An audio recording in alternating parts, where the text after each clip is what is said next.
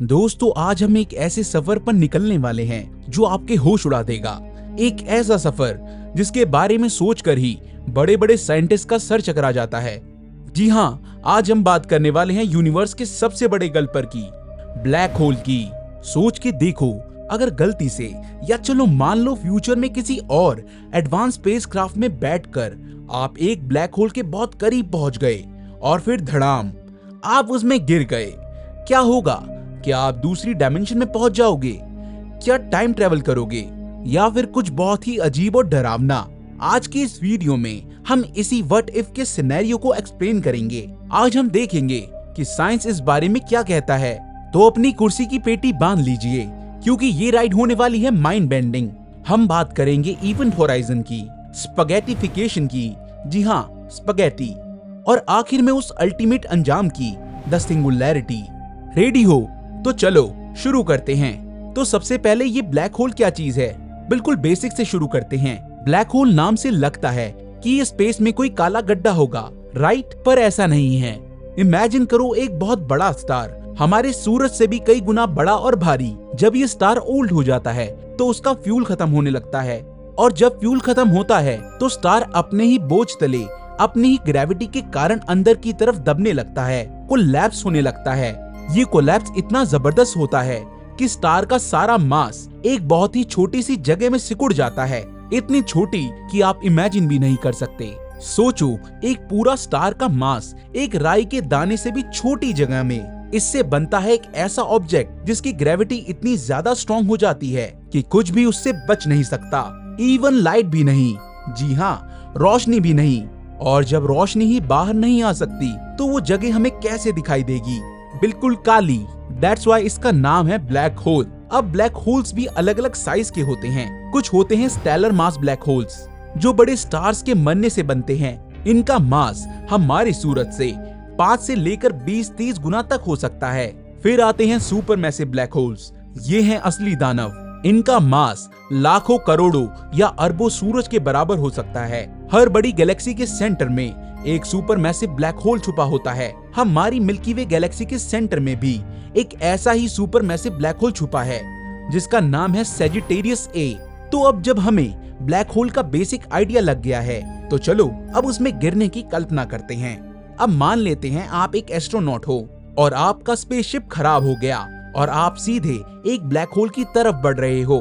डर लग रहा है, लगना भी चाहिए। जैसे जैसे आप ब्लैक होल के पास जाओगे, सबसे पहली अजीब चीज जो आपको नोटिस होगी वो है ग्रेविटेशनल लेंसिंग। ब्लैक होल की सुपर स्ट्रॉन्ग ग्रेविटी अपने आसपास के स्पेस को ऐसे बेंड कर देती है जैसे कोई लेंस लाइट को बेंड करता है। तो आपको ब्लैक होल के पीछे के स्टार्स अजीब शेप्स में दिखेंगे, उनकी लाइट मुड़ती हुई नजर आएगी। शायद एक ही स्टार आपको 2-3 अलग अलग जगह दिखे। Awesome, right? But also creepy.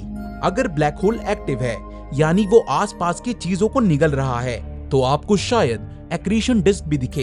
ये क्या होती है? जब गैस, धूल या टूटे हुए तारे ब्लैक होल की तरफ गिरते हैं तो वो सीधे अंदर नहीं जाते, वो ब्लैक होल के चारों तरफ बहुत तेज स्पीड से घूमने लगते हैं, एक फ्लैट डिस्क की तरह। फ्रिक्शन की वजह से ये डिस्क इतनी गर्म हो जाती है कि वो एक्स रेज और दूसरी हाई एनर्जी रेडिएशन छोड़ने लगती है। ये एक्रीशन डिस्क यूनिवर्स की सबसे ज्यादा चमकदार चीजों में से एक हो सकती है। देखने में जितनी खूबसूरत उतनी ही खतरनाक भी। इसकी गर्मी और रेडिएशन ही आपको भून कर रख सकती है। और जैसे जैसे आप और पास जाओगे, एक और इफेक्ट महसूस होने लगेगा, टाइडल फोर्सेस। अब ये टाइडल फोर्सेस क्या है? बेसिकली ब्लैक होल की ग्रेविटी आपके शरीर के हर हिस्से पर अलग अलग जोर से लगेगी। अगर आप पैरों के बल ब्लैक होल की तरफ गिर रहे हो तो आपके पैरों पर ग्रेविटी आपके सर से कहीं ज्यादा स्ट्रॉन्ग होगी, क्योंकि आपके पैर ब्लैक होल के सेंटर के थोड़े ज्यादा करीब हैं। ये ऐसी ही बात है जैसे चंद्रमा की ग्रेविटी अर्थ पर टाइड्स लाती हैं। समुद्र का पानी एक तरफ से ज्यादा खींचा जाता है, लेकिन ब्लैक होल के पास ये इफेक्ट अरबों गुना ज्यादा स्ट्रॉन्ग होता है। अब यहाँ पर कहानी में एक ट्विस्ट आता है। आपका अंजाम इस बात पर डिपेंड करेगा कि आप किस टाइप के ब्लैक होल में गिर रहे हो, एक छोटू स्टेलर मास ब्लैक होल में या एक विशाल सुपर मैसिव ब्लैक होल में। अगर आप एक स्टेलर मास ब्लैक होल की तरफ बढ़ रहे हो जिसका मास समझो सूरज से 10 गुना ज्यादा है, तो टाइडल फोर्सेस इतनी जल्दी इतनी स्ट्रॉन्ग हो जाएंगी कि आपका स्पैगेटिफिकेशन शुरू हो जाएगा और ये इवेंट होराइजन तक पहुंचने से पहले ही हो जाएगा। स्पैगेटिफिकेशन नाम सुन के हंसी आ रही है, लेकिन ये बिल्कुल भी फनी नहीं है। इसका मतलब है आपके शरीर पर लगने वाली अनइवन ग्रेविटी आपको खींचकर लंबा करना शुरू कर देगी, जैसे आप एक स्पैगेटी या नूडल्स हों। आपके पैर आपके सर से इतनी तेजी से नीचे खींचे जाएंगे कि आपका शरीर पतला और लंबा होता चला जाएगा और साइमल्टेनियसली साइड से आपको ऐसा निचोड़ा जाएगा जैसे टूथपेस्ट को ट्यूब से निकालते हैं। लिटरली आप एक इंसानी स्पैगेटी बन जाओगे। ये बहुत ही दर्दनाक और क्विक एंड होगा। आपका कचूमर नहीं, स्पैगेटी बन जाएगा। Sorry for the graphic image, but physics यही कहती है। इस केस में आप इवेंट होराइजन यानी ब्लैक होल के पॉइंट ऑफ नो रिटर्न को क्रॉस करने से पहले ही डिसइंटीग्रेट हो जाओगे। लेकिन अगर आपकी किस्मत या बदकिस्मती आपको एक सुपर मैसिव ब्लैक होल की तरफ ले जाती है, जैसे हमारी गैलेक्सी के सेंटर वाला सेजिटेरियस ए, तो पिक्चर थोड़ी अलग है। सुपर मैसिव ब्लैक होल्स इतने बड़े होते हैं कि उनका इवेंट होराइजन भी बहुत बड़ा होता है एंड कंपैरेटिवली उनके इवेंट होराइजन पर टाइडल फोर्सेस उतनी ज्यादा एक्सट्रीम नहीं होती। क्यों? क्योंकि ब्लैक होल जितना बड़ा होगा उसका इवेंट होराइजन उसके सेंटर या सिंगुलैरिटी से उतना ही दूर होगा और टाइडल फोर्सेस डिस्टेंस के साथ बहुत तेजी से बदलती हैं। तो एक सुपर मैसिव ब्लैक होल के इवेंट होराइजन पर आपके सर और पैरों के बीच ग्रेविटी का डिफरेंस उतना ज्यादा नहीं होगा कि आपको तुरंत ही स्पैगेटी बना दे। इसका मतलब आप शायद इवेंट होराइजन को क्रॉस कर जाओगे बिना किसी खास ड्रामा के। आपको शायद पता भी ना चले कि आपने वो पॉइंट क्रॉस कर लिया है जहां से वापसी इम्पॉसिबल है। क्यों? ये बहुत क्रीपी है ना? एक अनजान सा दरवाजा जिसे आपने पार कर लिया और आपको भनक तक नहीं लगी। हाँ, लेकिन गलत मत समझना, स्पैगेटिफिकेशन यहाँ भी होगा, लेकिन इवेंट होराइजन क्रॉस करने के काफी बाद जब आप सिंगुलैरिटी के बहुत करीब पहुंच जाओगे तो सुपर मैसिव ब्लैक होल आपको थोड़ी और जिंदगी देता है, पर अंजाम वही है। तो आखिर ये इवेंट होराइजन है क्या चीज? इसे घटना क्षितिज भी कहते हैं। सिंपल शब्दों में ये ब्लैक होल के पास की वो बाउंड्री है, वो इनविजिबल लक्ष्मण रेखा जिसके अंदर से कुछ भी, इवन लाइट भी बाहर नहीं आ सकती। It's a one way door. आप अंदर जा सकते हो पर बाहर आने का कोई रास्ता नहीं। इमेजिन करो एक नदी है जो बहुत तेजी से वाटरफॉल की तरफ बह रही है। आप एक नाव में हो। शुरू में नदी बहुत धीरे धीरे बह रही है, आप वापस ऊपर की तरफ आ सकते हो, लेकिन जैसे जैसे आप झरने के करीब जाते हो पानी की स्पीड बढ़ती जाती है। एक पॉइंट ऐसा आता है जहां पानी की स्पीड आपकी नाव की मैक्सिमम स्पीड से भी कहीं ज्यादा हो जाती है। बस वही है इवेंट होराइजन। उसके बाद आप कितनी भी कोशिश कर लो, आप झरने में खुद को गिरने से नहीं बचा सकते। ब्लैक होल में लाइट की स्पीड से भी तेज जाना होगा इवेंट होराइजन से बचने के लिए, जो आइंस्टाइन की थ्योरी के हिसाब से इम्पॉसिबल है। तो जब आप इवेंट होराइजन को क्रॉस करते हो तो क्या होता है? आपके लिए उस पर्टिकुलर मूवमेंट में शायद कुछ ड्रामेटिक ना हो, कोई दीवार नहीं, कोई करंट का झटका नहीं, आप फ्री फॉल में होते हो जैसे स्काई डाइविंग करते वक्त। लेकिन यहाँ से शुरू होता है टाइम का खेल, टाइम डायलेशन। अगर कोई आपको दूर से एक सेफ डिस्टेंस से टेलीस्कोप से देख रहा हो तो उनके लिए कहानी बिल्कुल अलग होगी। जैसे जैसे आप इवेंट होराइजन के पास जाओगे उन्हें लगेगा कि आपकी स्पीड धीमी होती जा रही है, धीमी और धीमी और धीमी।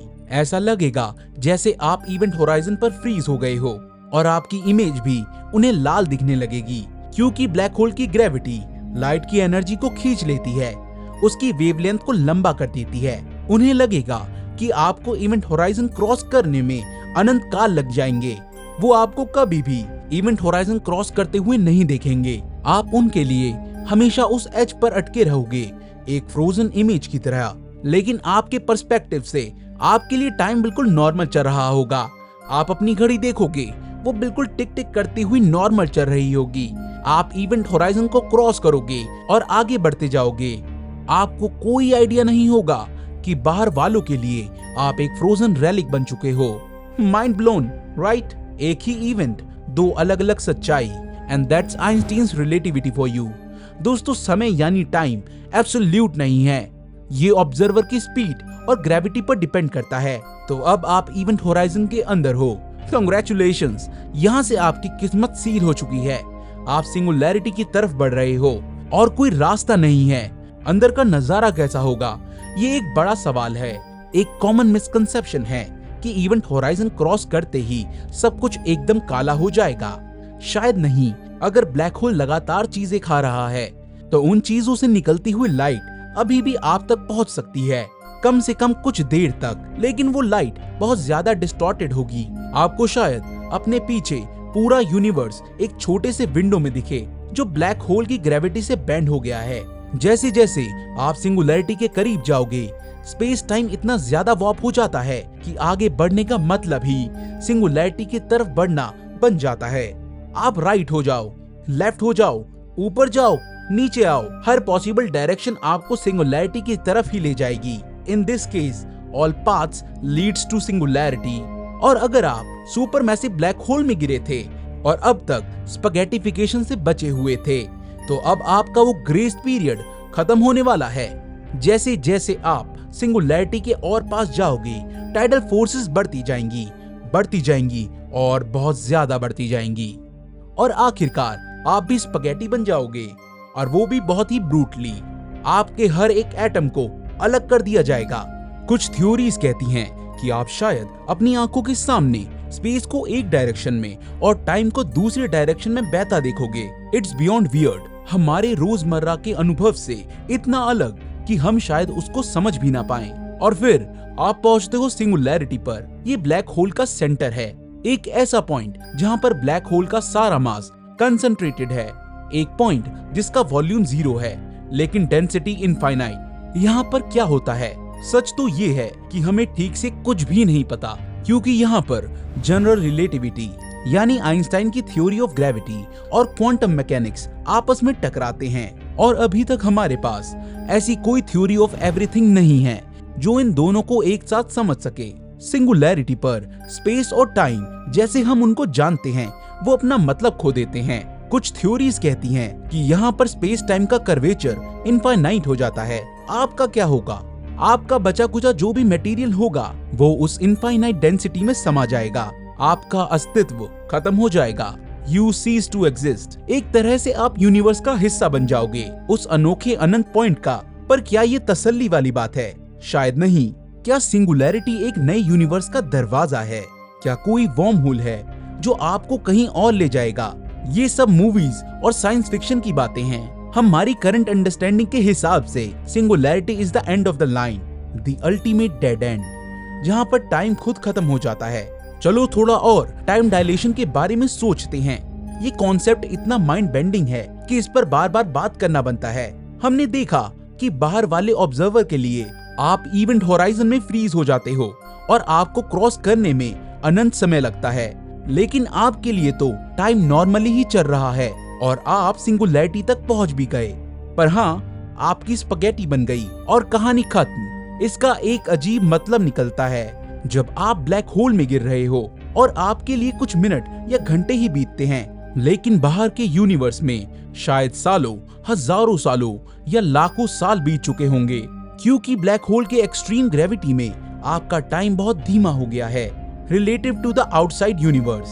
तो क्या इसका मतलब है कि अगर किसी तरह से आप सिंगुलैरिटी पर सरवाइव कर जाते, जो कि इम्पॉसिबल है, बट जस्ट इमेजिन, और आप बाहर झांक पाते, तो आप यूनिवर्स का फ्यूचर देखते। कुछ सेकंड्स में यूनिवर्स की अरबों साल की हिस्ट्री आपके सामने फास्ट फॉरवर्ड हो जाती। ये एक बहुत ही वाइल्ड थॉट है। स्टीफन हॉकिंग ने इसके बारे में कुछ सोचा था, लेकिन रियलिटी चेक, आप सिंगुलैरिटी तक पहुंचने से पहले ही नष्ट हो चुके होंगे और इवेंट होराइजन के अंदर से कोई इंफॉर्मेशन बाहर नहीं आ सकती, तो आप अपना अनुभव किसी को बता भी नहीं सकते। What happens in a black hole stays in a black hole। Literally black hole से जुड़ी कुछ और इंटरेस्टिंग बातें हैं जिन्हें टच करना जरूरी है, भले ही वो सीधा गिरने के अनुभव से जुड़ी ना हो। स्टीफन हॉकिंग ने प्रिडिक्ट किया था कि ब्लैक होल्स कंप्लीटली ब्लैक नहीं होते। क्वांटम इफेक्ट के कारण वो बहुत धीरे धीरे रेडिएशन छोड़ते हैं और मास लूज करते हैं, जिसे हॉकिंग रेडिएशन कहते हैं। इसका मतलब है कि ब्लैक होल्स भी इटर्नली नहीं रहते, वो भी इवेंचुअली इवेपोरेट हो सकते हैं, लेकिन इसमें इतना ज्यादा टाइम लगेगा कि हमारे लिए वो प्रैक्टिकली इटर्नल ही है। अगर आप ब्लैक होल में गिर गए तो आप इवेपोरेट होने से बहुत पहले ही सिंगुलैरिटी का शिकार हो जाओगे। क्या ब्लैक होल्स वर्म होल्स होते हैं? यानी स्पेस में शॉर्टकट जो आपको यूनिवर्स में कहीं और या किसी दूसरे यूनिवर्स ले जाए। फिल्मों में तो यही दिखाते हैं, लेकिन साइंटिफिक थ्योरीज के मुताबिक अगर वर्म होल्स एग्जिस्ट करते भी हैं, जिसका कोई प्रूफ नहीं है, तो ब्लैक होल के अंदर बनने वाले वर्म होल इतने अनस्टेबल होंगे कि आप उनसे ट्रेवल नहीं कर पाओगे, आप सिंगुलैरिटी में ही क्रैश हो जाओगे। तो इंटरस्टेलर जैसे सफर अभी तक के लिए सपना ही है। एक क्वेश्चन और दिमाग में आता है कि व्हाइट होल क्या है। व्हाइट होल एक ब्लैक होल का थ्योरेटिकली अपोजिट है, एक ऐसी जगह जहां से चीजें सिर्फ बाहर आ सकती हैं, अंदर नहीं जा सकती। क्या हर ब्लैक होल के दूसरे एंड पर एक व्हाइट होल होता है? अगेन हाईली स्पेक्युलेटिव, कोई एविडेंस नहीं है कि व्हाइट होल्स एग्जिस्ट करते हैं। शायद वो सिर्फ एक मैथमेटिकल क्यूरियोसिटी है। तो इन शॉर्ट, अगर आप ब्लैक होल में गिरे तो किसी शॉर्टकट या मैजिकल एस्केप की उम्मीद मत रखना। Physics is a cruel mistress. तो दोस्तों, ये था हमारा सफर एक ब्लैक होल के अंदर। एक ऐसा सफर जो शुरू होता है क्यूरियोसिटी और वंडर से, ग्रेविटेशनल लेंसिंग और एक्रीशन डिस्क की ब्यूटी से, लेकिन अंजाम होता है स्पैगेटिफिकेशन और सिंगुलैरिटी के अल्टीमेट डिस्ट्रक्शन में। ब्लैक होल यूनिवर्स के सबसे एक्सट्रीम, सबसे मिस्टीरियस ऑब्जेक्ट्स हैं। वो हमें ग्रेविटी, स्पेस और टाइम की लिमिट्स के बारे में बताते हैं। वो हमें याद दिलाते हैं कि यूनिवर्स कितना विशाल, कितना अजीब और कितना पावरफुल है। अगर आपको ये वीडियो देखकर मजा आया और साथ ही साथ आपकी क्यूरियोसिटी बढ़ी, तो प्लीज इस वीडियो को एक लाइक करना मत भूलना। और अगर आपके मन में कोई सवाल है या आप किसी व्हाट इफ सिनेरियो के बारे में जानना चाहते हो, तो नीचे कमेंट सेक्शन में जरूर लिखना। मैं आपके सारे कमेंट्स पढ़ता हूँ। साइंस फिक्शन राइटर्स और फिल्म मेकर्स ने ब्लैक होल्स को लेकर कई कहानियां बनाई हैं, कुछ सच के करीब, कुछ बिल्कुल काल्पनिक, लेकिन असलियत, जैसा कि हमने देखा, किसी भी फिक्शन से कम माइंड ब्लोइंग नहीं है। हम ब्लैक होल्स के बारे में अभी भी बहुत कुछ सीख रहे हैं। JWST यानी जेम्स वेब स्पेस टेलीस्कोप जैसे नए इंस्ट्रूमेंट्स हमें इन कॉस्मिक जायंट्स की और बेहतर अंडरस्टैंडिंग में मदद करेंगे। कौन जाने फ्यूचर में हम कुछ ऐसा डिस्कवर कर लें जो आज हम इमेजिन भी नहीं कर सकते। हमारे चैनल रहस्य टीवी स्पेस पर हम ऐसे ही इंटरेस्टिंग साइंस टॉपिक्स को एक्सप्लोर करते रहेंगे। तो अगर आपने अभी तक हमारे चैनल को सब्सक्राइब नहीं किया, तो फटाफट वो लाल बटन दबा दो और बेल आइकन भी प्रेस कर देना, ताकि आपको हमारे नए वीडियोस की नोटिफिकेशन मिलती रहे। थैंक्स फॉर वॉचिंग दोस्तों। Stay curious, keep asking questions and remember the universe is full of wonders. अगले वीडियो में मिलेंगे, तब तक के लिए ख्याल रखिए अपना। I'll see you in the next one.